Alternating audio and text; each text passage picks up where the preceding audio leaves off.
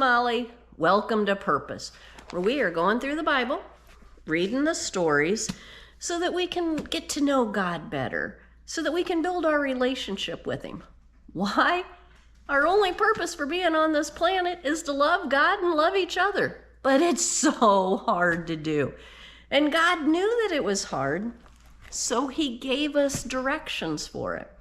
And I figure if that's my only purpose, I probably ought to read the directions, don't you think? So that's what we're doing. We left off with Exodus chapter 19. So Moses is leading the people out of the land of Canaan, out of Egypt to the land of Canaan. That's us. It's a story about us going through this wilderness of life to try to get to the land of milk and honey, heaven, God. This whole story of the Exodus is a story about us trying to get to God. And we can relate it to us. So God knew it was going to be hard, and He knew that the people were going to need directions. So He decided to make another covenant with mankind. Remember, He made the first covenant with Adam and Eve. It's not really talked about in the Bible. It's just known. He had an agreement with them. You don't eat from the tree of the knowledge of good and evil, and you can live with me in perfect bliss, perfect harmony. They were completely one with God, and they blew it. They ate the apple. Sin entered the world, and now we live in a broken world where we mess up left, right, and sideways. So we made a second covenant. The first one was just with two people, Adam and Eve. The second covenant was with Noah, and He promised Noah that he would never destroy mankind. He will not kill all of mankind. He won't kill man. We die, but that's because of sin. But He's not going to kill mankind. He loves us. He wants to bring us with Him.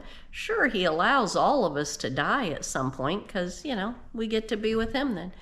But He is not going to wipe out the planet. And that covenant was made with Noah's whole family. Then He broadened the covenant to Abraham, and He said, I am going to bless you, and I'm going to make of you a nation. So He's telling Abraham, you're going to have this whole nation of people. I'm a part of that nation. I'm a part of Abraham's nation. So are you. As a Christian, you don't have to have been born Jewish. As a Christian, you are part of Abraham's nation.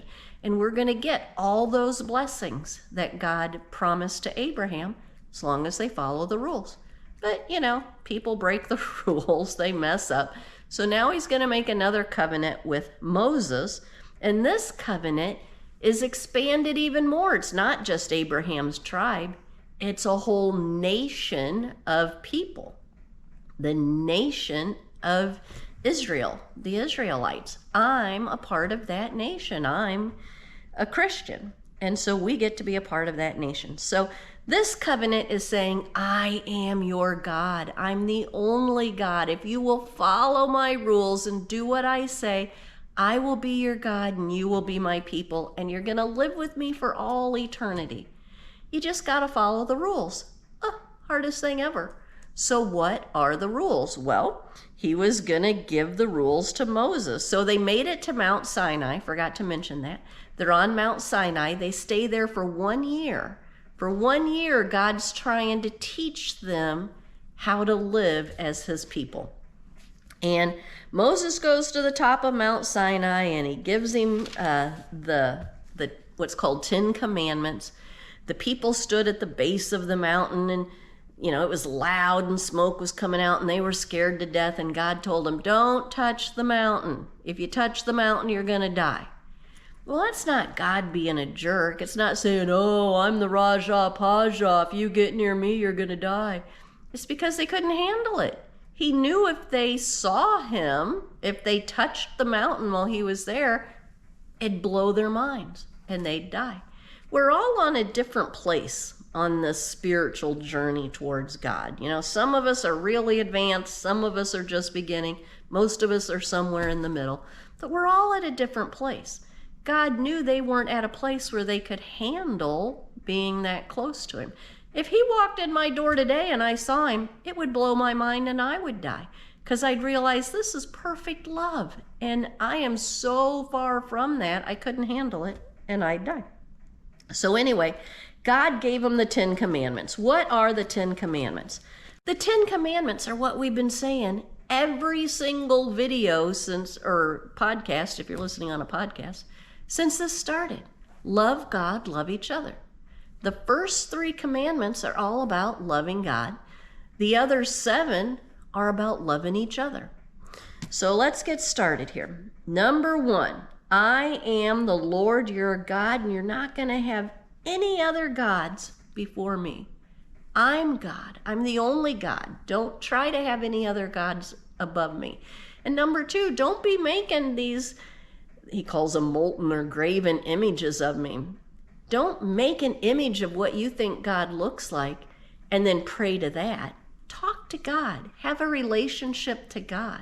We make all kinds of idols. I do anyway. We make idols out of our family. We make idols out of money, out of power, out of looks, out of TV, out of social media, out of food. Anything you can't live without, it's an idol.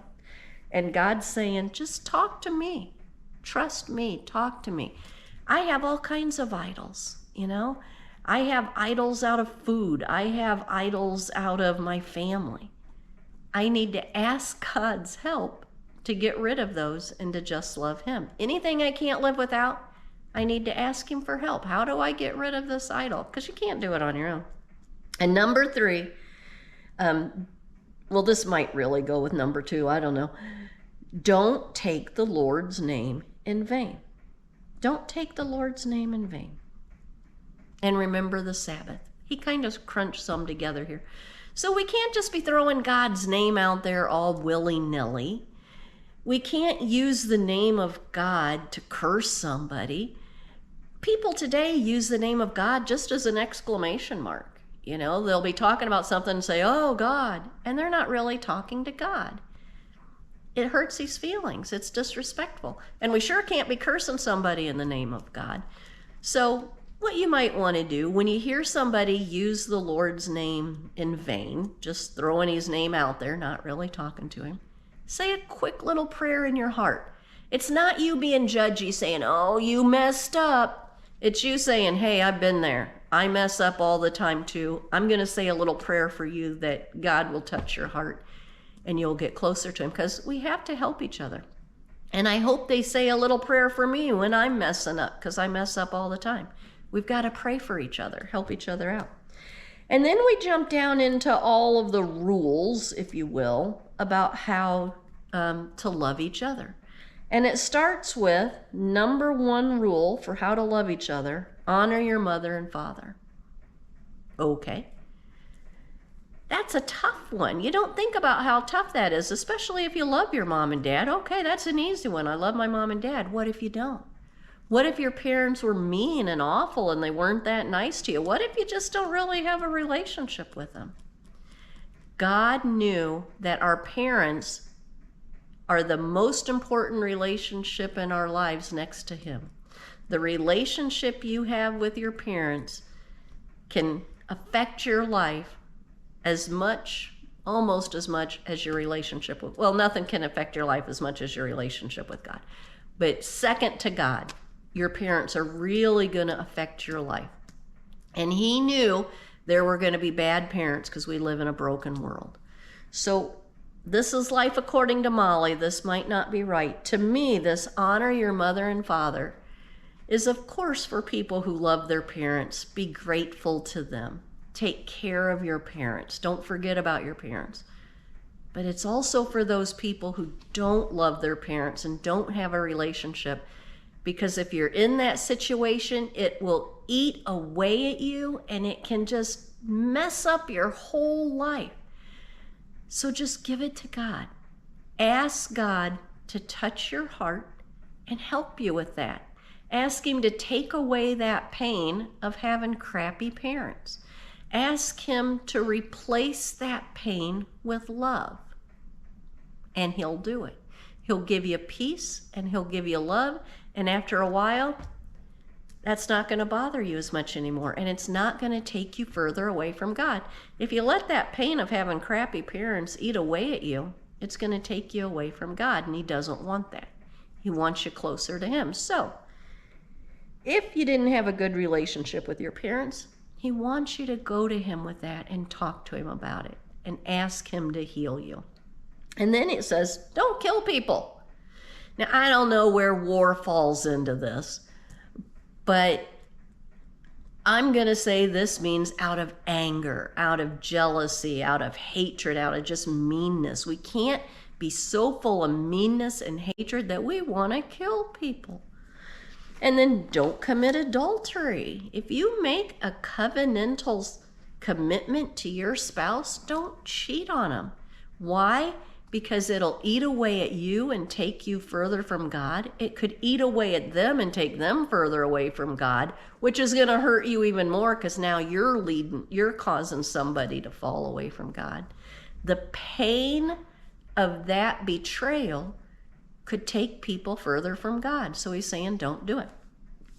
Don't lie about your neighbor or other people. Don't lie about people. Don't spread rumors. Don't spread gossip. Don't be mean to people. Don't lie. Don't be jealous of people. Don't be jealous of what they have. Don't be jealous of their relationships. Don't be jealous. I think jealousy is like a gateway drug.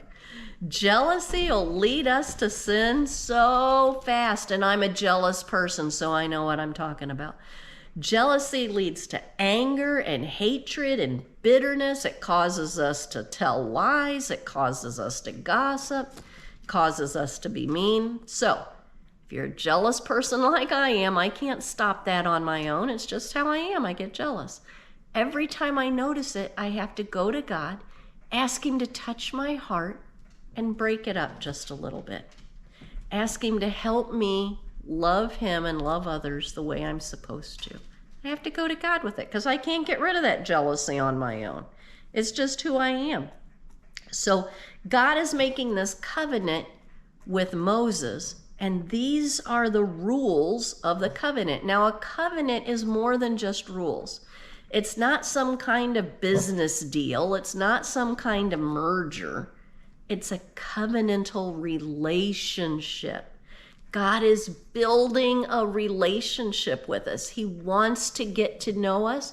Well, He knows us. He wants us to get to know Him. He wants us to have a relationship, a two-way street. My dog wants me. Oh, I better grab him. Or if I don't grab him, he's just going to start barking. All right. So He wants to have a relationship, and He's saying, if you'll follow these rules that I've set up, these basic rules, then I will be your God and you will be my people. Now, these are just basic rules. Thousands of years later, Jesus is going to come along and have His Sermon on the Mount, and He's going to expand on these rules. He doesn't get rid of them. We still have to follow the 10 Commandments, but He expands on them. So, I hope that the 10 Commandments make sense to you. I hope you understand that this is a covenant with God, these basic tenets. He's building a relationship with us. And when we break His rules, we're not just breaking a rule, we're hurting our relationship. We're hurting God. And I do it every day. I break these rules every day. I get jealous of people every day. I know I don't do as much for my parents as I should. I need to call them and talk to them every day and pray for them every day. I don't always. I break these rules every day. But I need to remember that it's a relationship with God that I'm hurting and ask Him for help. Ask Him to help me love Him the way He deserves. Every night before I go to bed, I go through my day. All right, how did I mess up today? Because I know I did. And I tell God I'm sorry. I admit what I did wrong. I tell Him that I'm sorry for it. And I ask Him to teach me how to love you the way you deserve. Show me the way. And He'll do it every time. Baby steps. We can't handle too much. He gives it to us in baby steps. But He'll get us there. Well, when we come back, God shows people how they should live their lives. He gave them these basic rules, but that's not enough. We're going to get jealous. We're going to do things wrong. So he's going to give us even more to show us how we can follow these rules. Well, I hope you just have the best day today. And I pray that God will lead you to him and show you how to love him the way he deserves. And I pray that your relationship with him grows stronger and stronger every day. Have a great day today, everybody. Bye-bye.